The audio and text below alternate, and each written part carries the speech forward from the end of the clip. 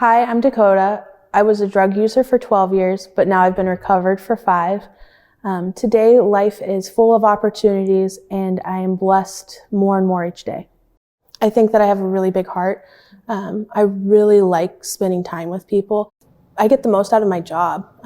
I work with a lot of ladies that are struggling with addiction, which I went through, so I have a really good compassion for it. And my grandparents did a lot of raising me. And they're both really, really wonderful. And they worked very, very hard my whole life. So I had like really good experiences. You know, I always had food on the table, clothes on my back. There wasn't a heavy, significant amount of like trauma early on in life.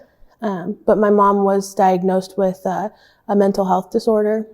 She has multiple personalities. So depending on who she is, depends on what version of me, you know, even if she knows that I'm her daughter at some point, or if I'm a stranger, or if I'm bad or I'm good, I expected her to act like what my version of what I wanted as a mother.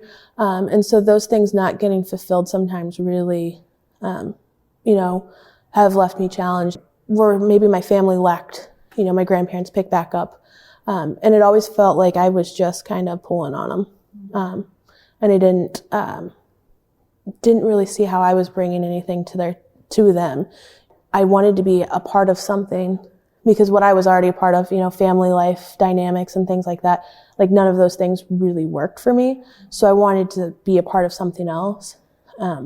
As my addictions grew, I really found a family bond almost through the people I was using with.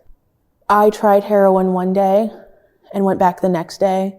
I went back the next day, and then within, a matter of 2 weeks, I think I was using multiple times a day, and it had to be every day. And I didn't really believe I was addicted to it.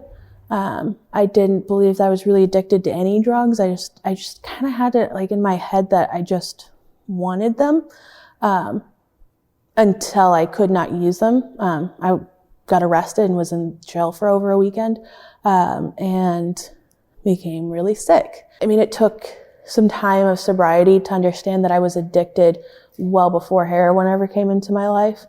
And it was more than just a physical dependence. It was, everything about me depended on, an intoxicant coming in to change how I felt.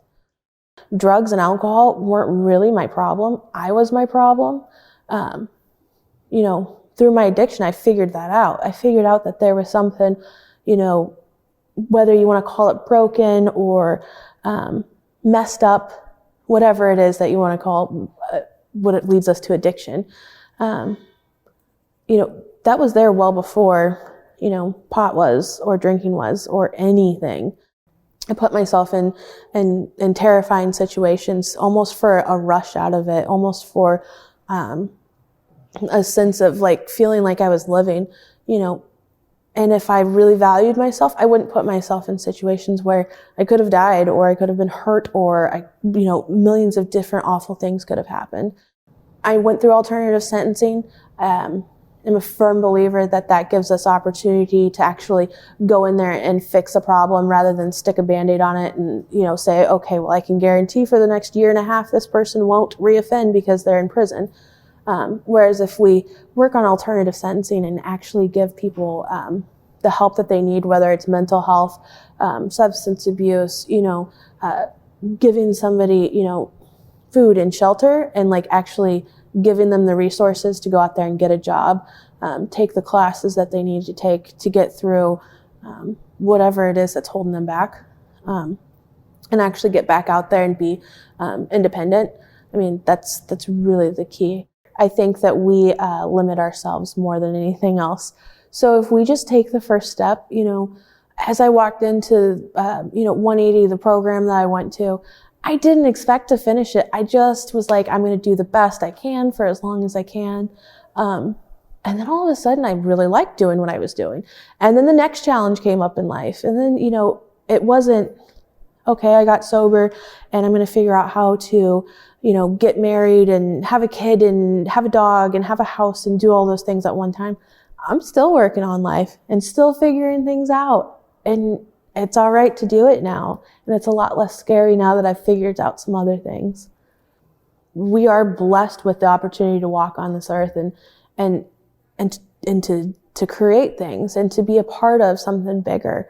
For those that can't do it for themselves right now, think about the future you that you could do it for. Think about what the possibilities are.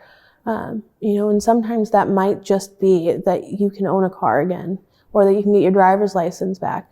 But those things are valuable because you can do other things to help other people and create a system where we are lifting each other up, in a system where people don't have to feel alone anymore.